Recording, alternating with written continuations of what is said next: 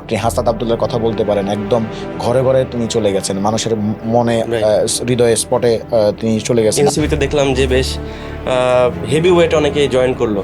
জি, তো এই যাত্রায় তাদের এই অংশগ্রহণ এনসিপিকে আরো কতটা জনপ্রিয় করলো বা কি উপকার আসছে? না, হেভি ওয়েট লাইট ওয়েট কথা না, জনগণ যুক্ত হচ্ছে। ওটা মানে যারা অনেক আগে বিএনপির রাজনীতির সাথে যুক্ত ছিল অনেকেই আছে, বা যারা এখন মনে করছে যে বিএনপির রাজনীতি আসলে ম্যাডামের রাজনীতি বা শহীদ প্রেসিডেন্ট জিয়াউর রহমানের রাজনীতিকে ধারণ করছে না এখন আর, তারা এখানে আস্তে আস্তে যুক্ত হওয়া শুরু করেছে।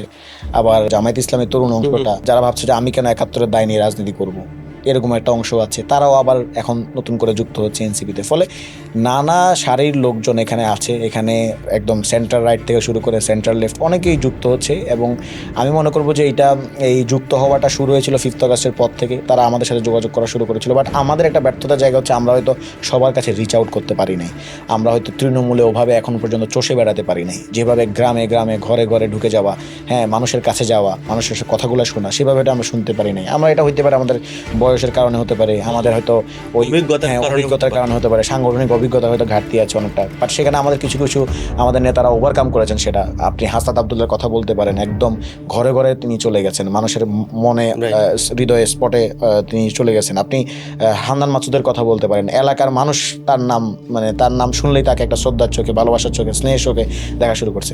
তো আমাদের কিছু কিছু নেতা সেখানে সফল হয়েছেন। তো আমরাও চেষ্টা করছি, আমাদের সীমাবদ্ধতা আছে, আমরাও চেষ্টা করছি যে একদম মানুষের ঘরে ঘরে চলে যাওয়া, মানুষের সাথে কথাগুলো শোনা, কথা বলা।